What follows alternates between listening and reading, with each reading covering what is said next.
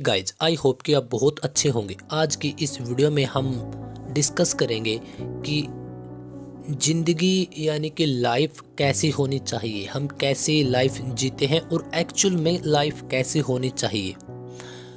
So guys आज का यही हमारा छोटा सा टॉपिक रहने वाला है। सो गाइज एक बात तो कन्फर्म है कि जिस प्रकार से यह पूरी दुनिया जी रही है और जिस प्रकार से हम जी रहे हैं, शायद ऐसा तो नहीं होगा जब हमें ज़िंदगी दी गई होगी, भेंट हमें की गई होगी, हमें गिफ्ट मिला होगा लाइफ का, तब ऐसा नहीं होगा।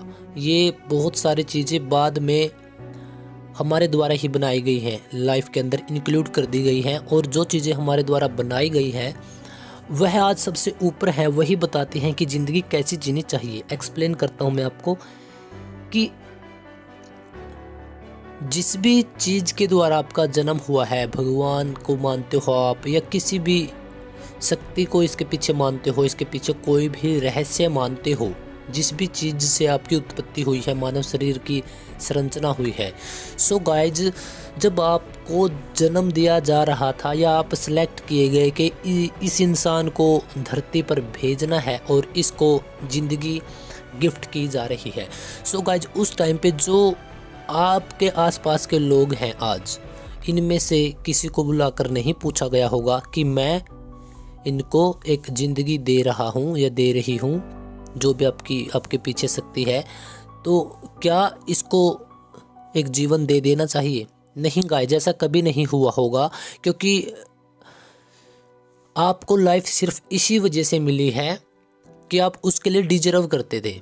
डिजर्व मतलब कि उसके आप लायक थे, उसके योग्य थे आप, तभी आपको एक जीवन मिला है। और यार यह आपका जीवन है, आपकी लाइफ है। लेकिन अब मानव ने क्या किया कि बहुत सारी चीज़ों को बनाकर सबसे ऊपर रख दिया, जैसे कि लोग क्या सोचेंगे, लोगों के पास वो है, मेरे पास ये नहीं है, सो कॉल्ड लग्जरी लाइफ और बहुत सारी चीज़ें। मैं लाइफ में ये करना चाहता हूँ, वो करना चाहता हूँ, और इसी के चक्कर में आज आप देख सकते हो कि आज दुनिया कहाँ से कहाँ पहुँच चुकी है और हमारे क्या हालात हो चुके हैं।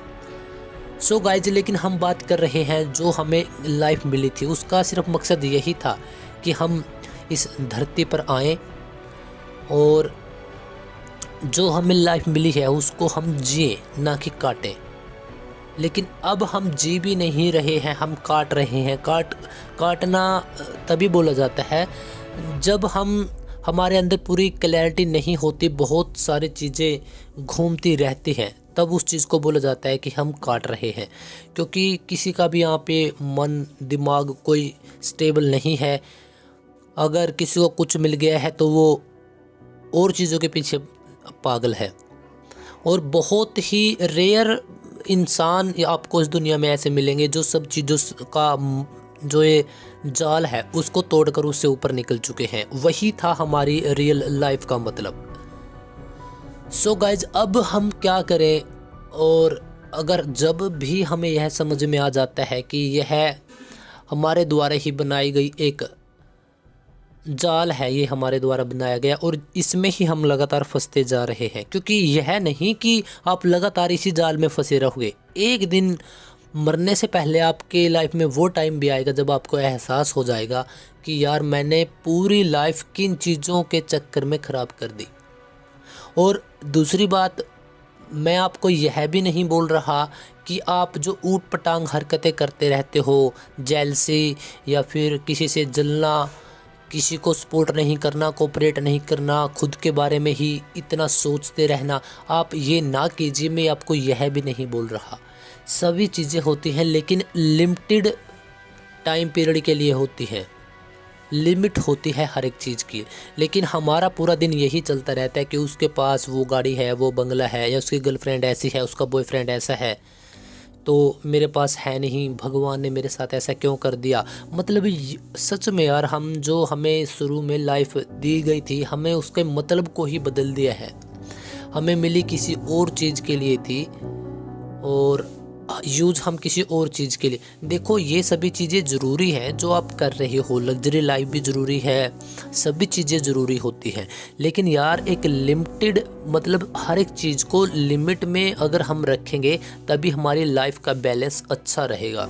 अगर अब हम बहुत सारी चीज़ों को बहुत ज़्यादा टाइम दे रहे हैं और उसके पीछे करोड़ों चीज़ें हम छोड़ते भी जा रहे हैं, हमें नहीं पता कि वो चीज़ें कितनी घातक हो सकती हैं, लेकिन एक दिन वही चीज़ें हमें मरने से पहले हमारी आंखों के सामने होंगी जो हमें रियलाइज़ करवाएंगी कि मैंने कुछ नहीं किया। सो गाइज, हमें कैसी लाइफ जीनी चाहिए? अकॉर्डिंग टू मी हमें ऐसी लाइफ जीनी चाहिए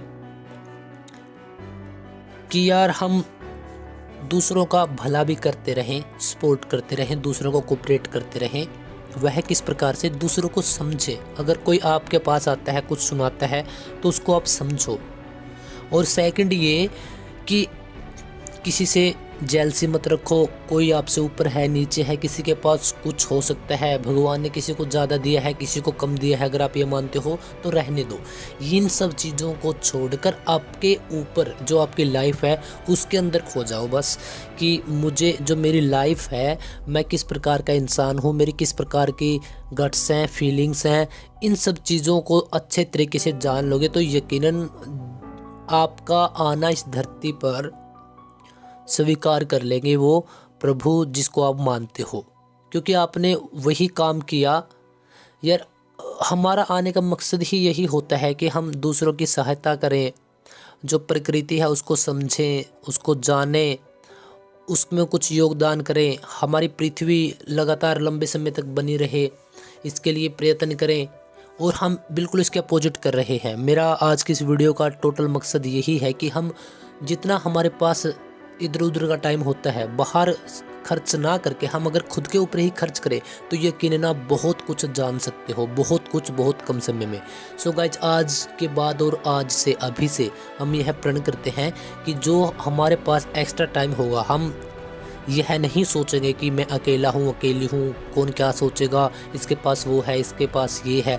इन सब चीज़ों को छोड़कर जो आपके पास है फर्स्ट कि उसमें सेटिस्फाइड हो, दूसरा प्रयत्न करो आगे। मैं यह भी नहीं बोलता कि आप वहीं पे रुक जाओ। सेटिस्फाइड का मतलब यह नहीं होता कभी भी कि आप वहीं पे रुक जाओ।